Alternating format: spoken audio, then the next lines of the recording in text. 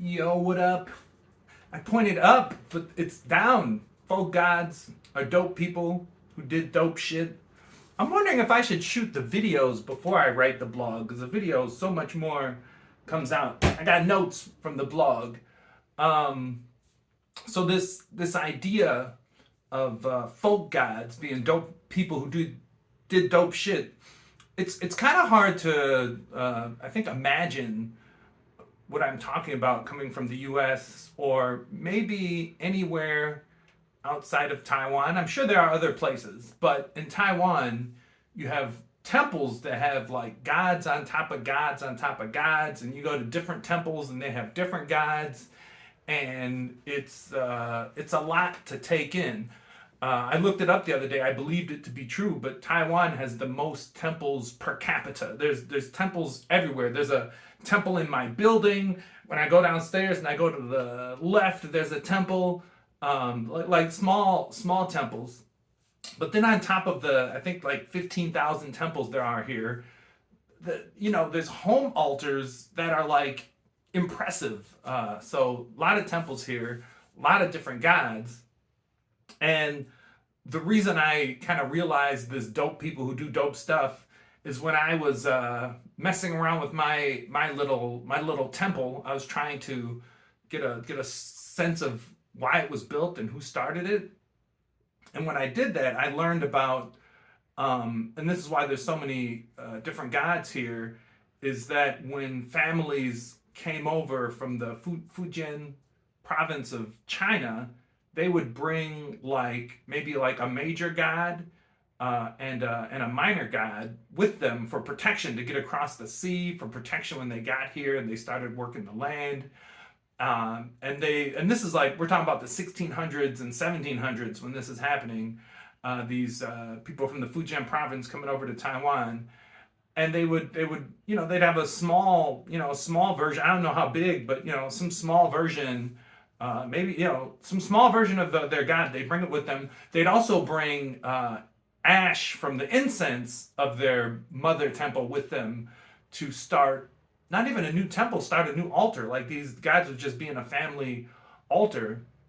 And then what happened over time is that these families, the families that like got you know grew, got more and more land, got more and more wealth, they would turn the home altars into maybe a smaller temple that people could go and pray at, and then it would turn into a larger temple. And oh my goodness, I'll have to do a whole nother video and post about what temples were and how they worked. But these gods that they brought over, they were real people, like written down historical people. And it was basically like I'm saying, it was dope people who did dope shit like that. Like their spirit now. I guess I'm jumping it, like I'm doing my own thing, but like their spirit would be strong.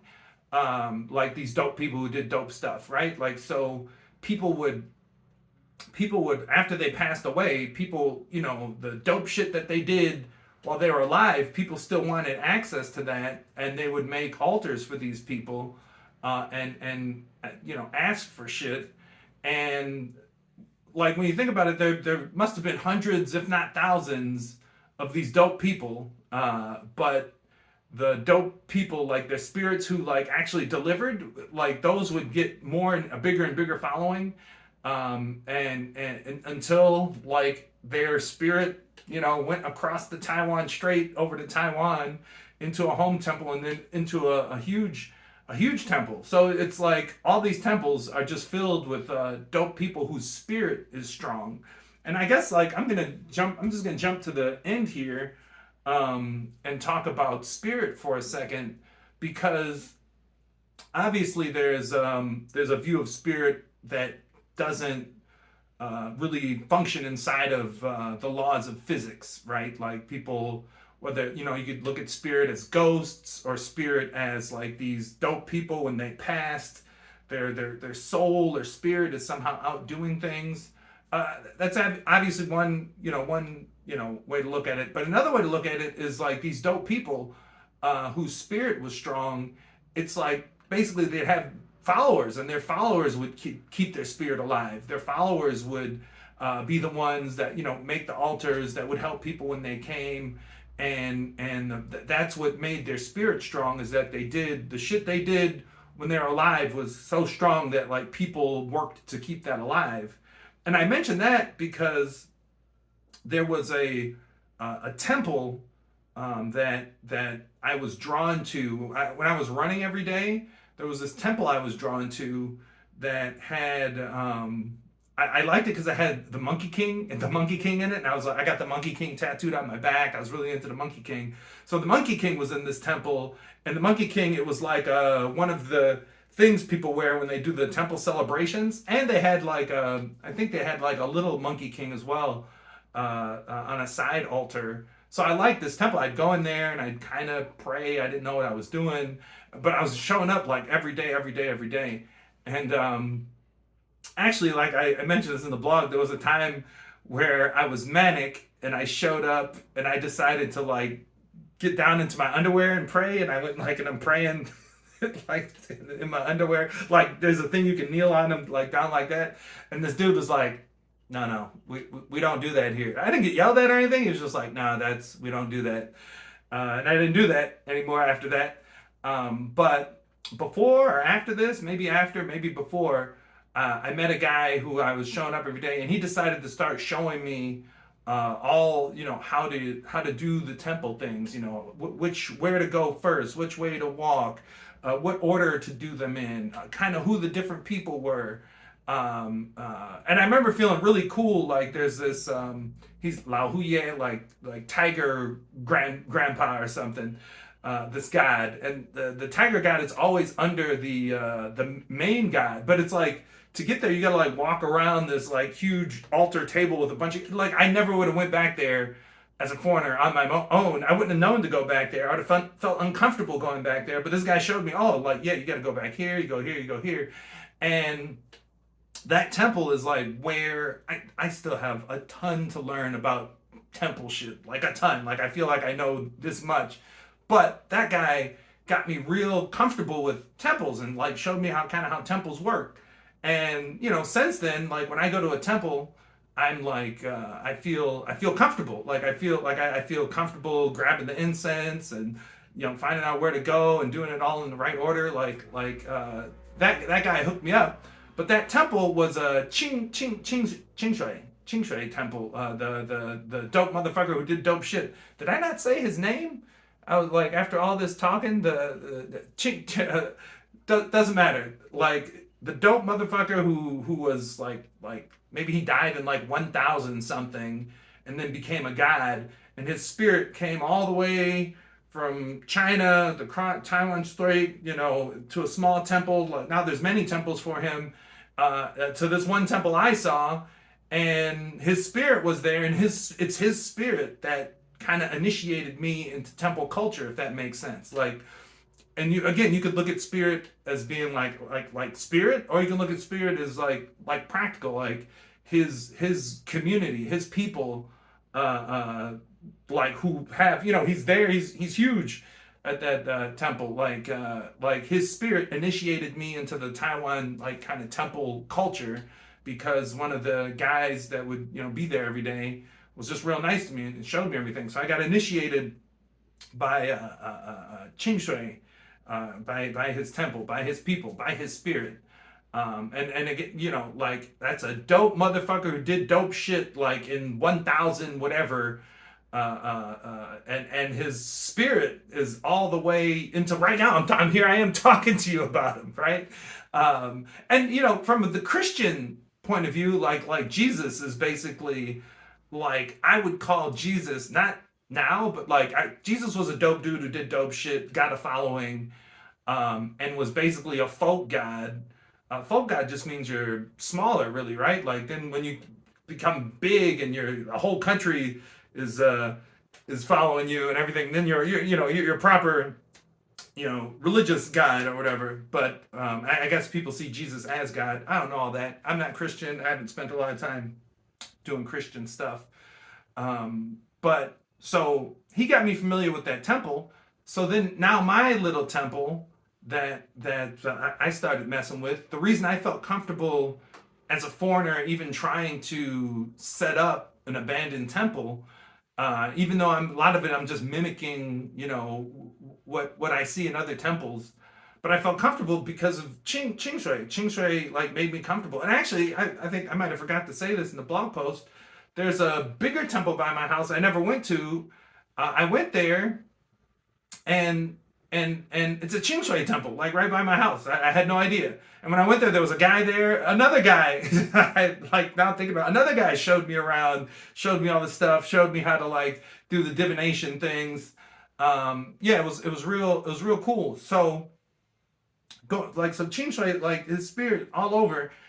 So going back to my little temple, I felt comfortable, you know, redoing that because of my experience with the guy who kind of showed me around the temple. So I had some idea of how to put it together. Um, and then speaking of dope dudes who did dope shit, I have old dirty bastard is at my little temple, um, and like he got there. It was never my intent to put Old Dirty Bastard into a temple. Like I bought the album, the Old Dirty Bastard album. I bought maybe like 7 8 years ago, and then I had a friend holding on to it, and then I like, at some point I started redoing this temple, and then it didn't fully work out, and then this last year when I redid the temple, it did work out. I got the government on board. I got the people in the neighborhood on board, um, and I had that manic energy, and that manic energy wanted me to put old dirty there, because like it just felt right to me. And then like speaking of the Qing Shui, who's like from 1,000 years ago, and ODB, who's from 20 years ago.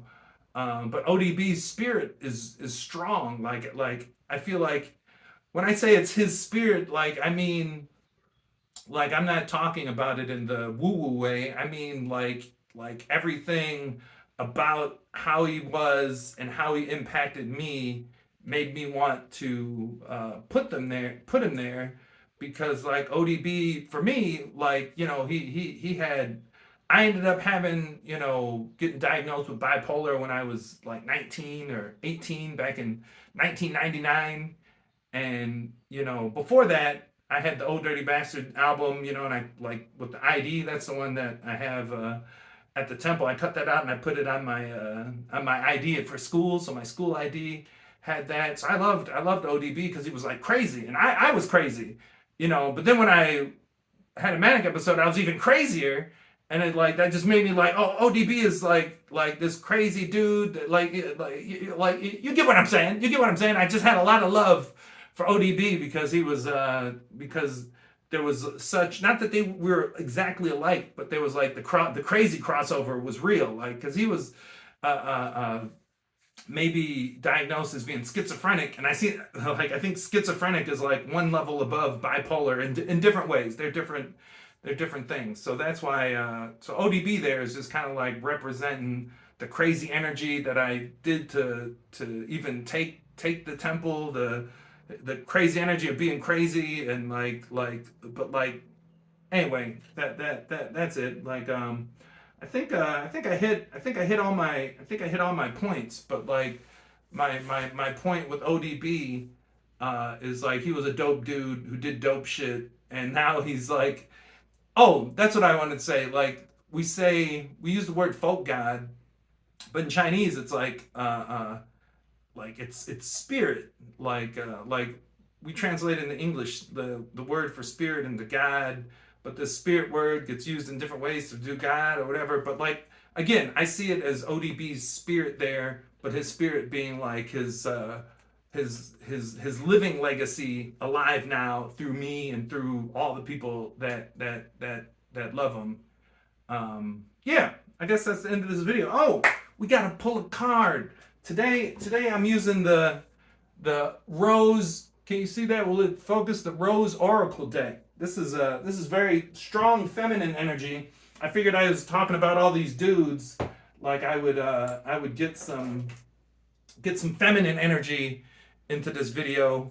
Obviously, you can, if you don't like this process and you're still watching, you can check out. You're not going to miss anything. You're just going to miss the card get drawn. I'll put a link. I guess I could have said that a long time ago. The link to the blog post will be in the description. There's some photos and things there. I got to remember to say that first. I'll start, if I'm just recapping a blog post, I'll have to start with saying, hey, there's a link to the blog post. There's some photos in there. Anyway, like I didn't plan on making videos connected to the blog post, but I liked that first one I did.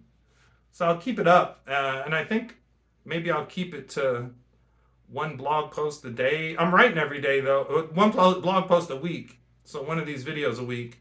But I am writing every day, and if I start writing so much where I need to spit out 2 posts a week, then we'll switch to 2 posts. We do what we want.